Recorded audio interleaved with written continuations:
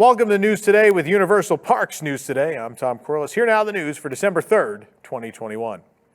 Bill Davis, the president and chief operating officer of Universal Orlando Resort, has announced his retirement effective January 1st, 2022. Davis has served as the president and COO for 15 years and is known to team members for his hands-on approach. He could often be found dining in team member cafeterias and visiting the parks to stay connected. Davis's tenure is highlighted by the Wizarding World of Harry Potter, Universal's Volcano Bay, and many other major accomplishments. Karen Irwin, the current president and COO of Universal Studios Hollywood, will replace Bill Davis on January 1st. Irwin has served as the president and COO for 5 years, with 30 total years of experience at Universal Parks and Resorts. Following the announcement, more changes to the executive leadership team of Universal Parks and Resorts has been announced. A new role has been created for President and COO of Universal Parks and Resorts Pacific Rim, will be filled by Tom Merman. Merman will oversee Universal Studios Hollywood, Universal Studios Japan, and Universal Beijing Resort, which he helped develop and open. Reporting to Tom will be J.L. Bonner, president of Universal Studios Japan, Joe Hoskin, the executive vice president and general manager of Universal Beijing Resort, and Scott Stobel in another new role as executive vice president and general manager of Universal Studios Hollywood. Current executive vice president and chief marketing officer of Universal Parks and Resorts, Alice Norsworthy, will become the president of global marketing. Norsworthy has been with Universal Parks and Resorts for 13 years and oversaw the grand opening marketing for Universal Beijing. Another new role, president of Universal Parks and Resorts New Ventures, will be filled by Paige Thompson. Thompson is currently the president and COO of Universal Parks and Resorts International.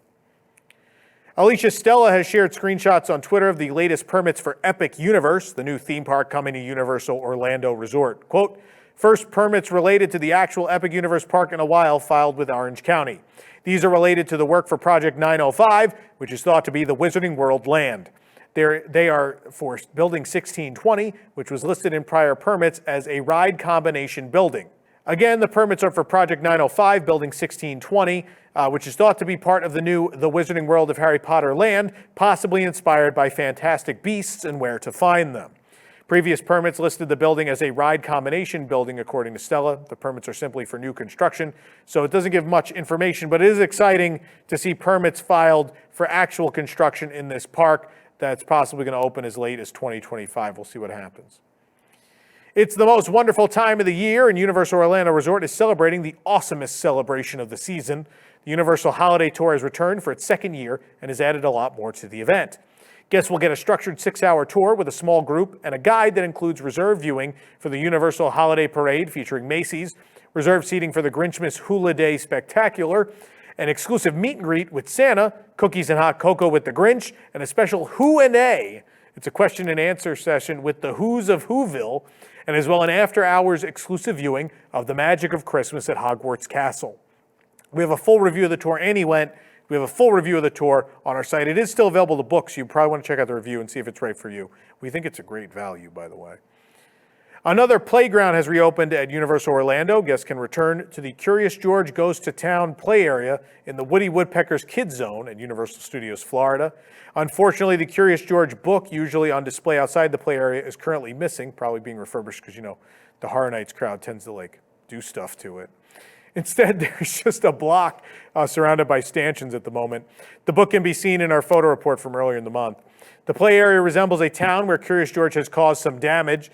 Curious George is playing in the broken fountain at the center of the town square. The fountain water spills into the water zone nearby. And another soak zone has signs warning guests about the water. Storybooks throughout the play area tell the story of Curious George Goes to Town. Water spills throughout the faux buildings, and animals escape from their circus show thanks to George playing in the clock tower. Inside is the Ball Factory, a jungle gym where guests can play with balls. Grow up, kids. There are guns, tubes, and more for the balls. Who wrote this? There's also a slide inside. People at home are giggling. I'm giggling. Someone has played a joke on me with the writing of this script. It's fine. We'll move on. Curious George Goes to Town. It's back. Make your jokes. Sweet treats are everywhere now that the holidays have arrived at Universal Orlando, and the Holiday Tribute Store at USF has an impressive case of snacks. But the adorable snow globe caught our eye. This is pretty cool.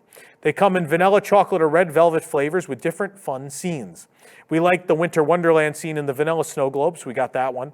Our globe had a scene featuring a chocolate igloo and a chocolate shaped like gingerbread men. It costs $18. You can read the review on our site. You're going to need a bigger car? New Jaws auto accessories are available at Universal Orlando. The decal has a metallic shine, and the decal costs $5. This auto emblem has the same design as the decal for $10, and installation directions are provided if you can't figure it out. Fellow drivers will be alarmed to find Jaws in their rearview mirror with the new license plate. It costs $16. We found all three at the Universal Legacy Store at City Walk. The Grinch Miss Holiday Spectacular returned this year, and we decided to check out a performance of the show with an American Sign Language interpreter, ASL. The show time with an ASL interpreter is marked on the sign outside the Grinch Miss entrance. We usually be at 5:30 daily. There's reserved seating inside the theater for those who want to view the ASL interpreter, marked by signs hanging over the seats. The interpreter is in a blue shirt and black pants to one side of the stage. The interpreter signs for all of the characters in the show, and one of the Who performers is deaf and signs while singing.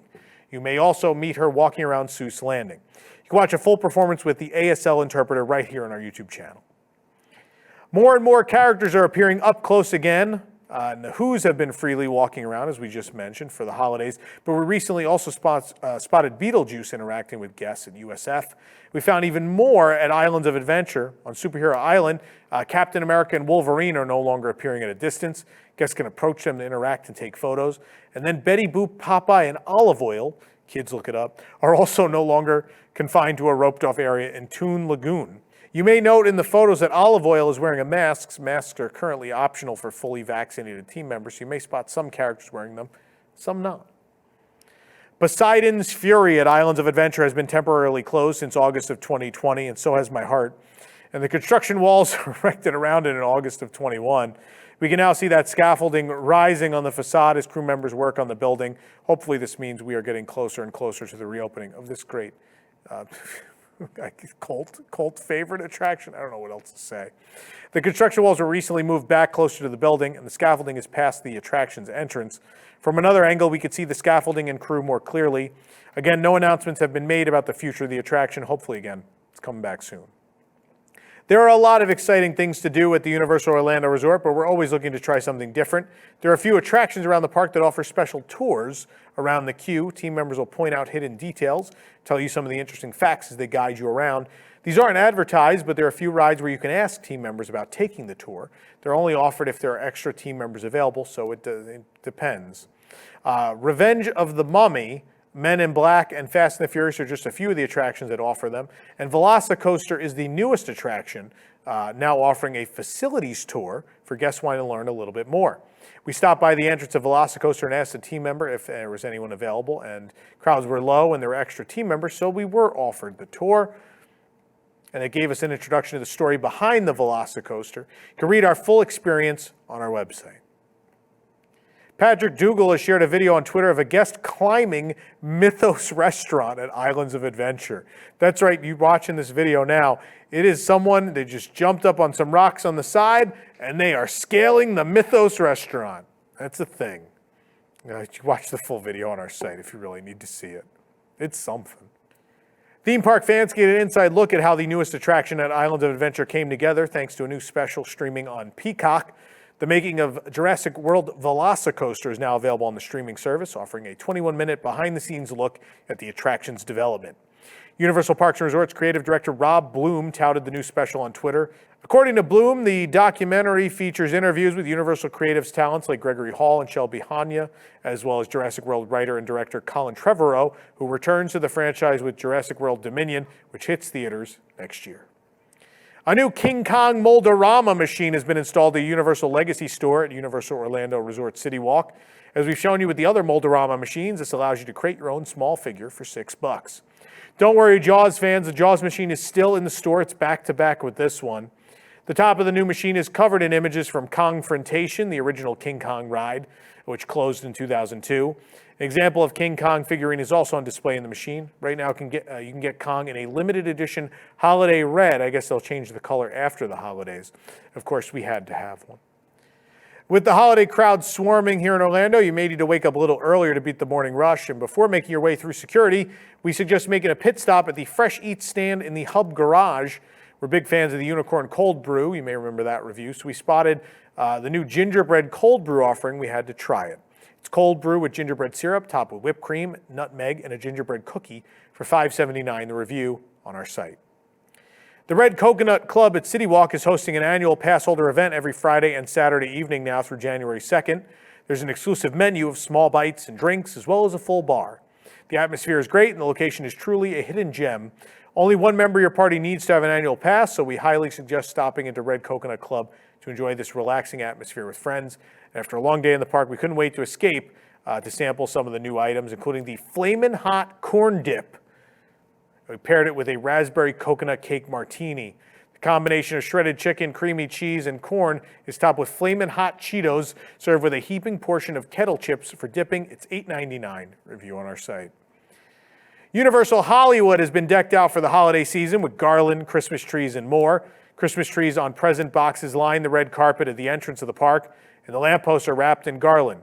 In the park, the figures of the filmmaker statue all have Santa hats, and the globe in the store has its own giant Santa hat. Grinch is in full swing as well with the giant Christmas tree and characters, and merchandise kiosks are lined with garland. This car is the winner of the Great Who Bake Off, and a banner reads, Happy Whobilation. We saw Cindy Lou Who, I guess, can take a photo with the Grinch's dog Max as well. And of course, the Grinch is also out to play. The mayor of Whoville appears on stage in front of the Christmas tree, and Pet's Place also is decorated for the first time for the holidays.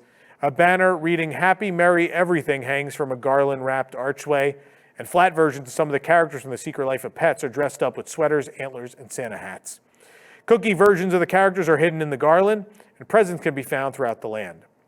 The facades are decorated with garland and wreaths also. The Minion Cafe also has new decorations. Some of the windows have a wintry scene featuring the Minions.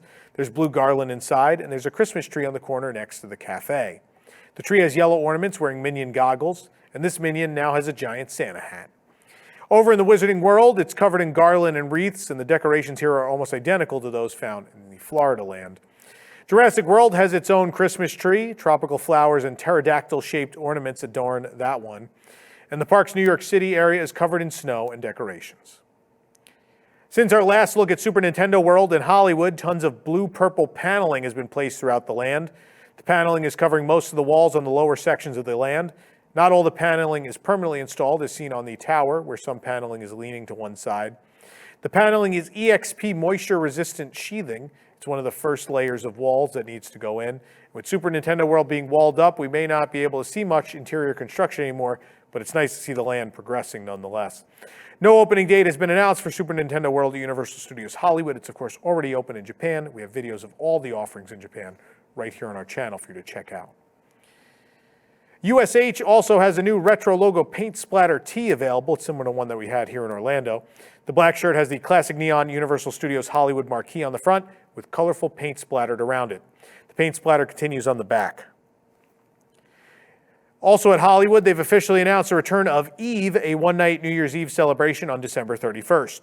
The party is included with park admission on that day. You can dance the night away at any of 3 live entertainment areas until 2 a.m., including Latin Beats, which is Latin favorites near Jurassic World The Ride, Electric New Year, which is electric dance music in Springfield, sure, and Rock the Night, which is pop, rock, and hip-hop tunes at Universal Plaza.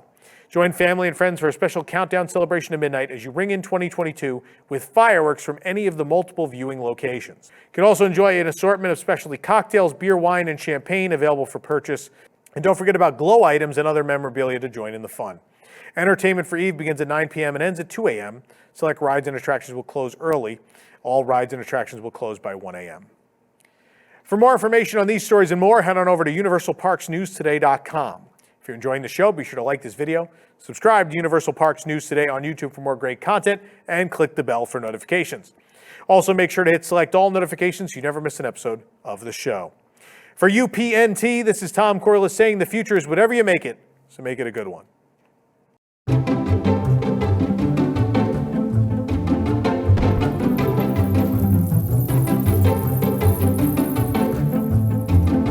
chomp at your neighbors. Hold for Mr. Corliss. Hey, Tom. I've killed Nick Wilde and I'm wearing him on my head for warmth.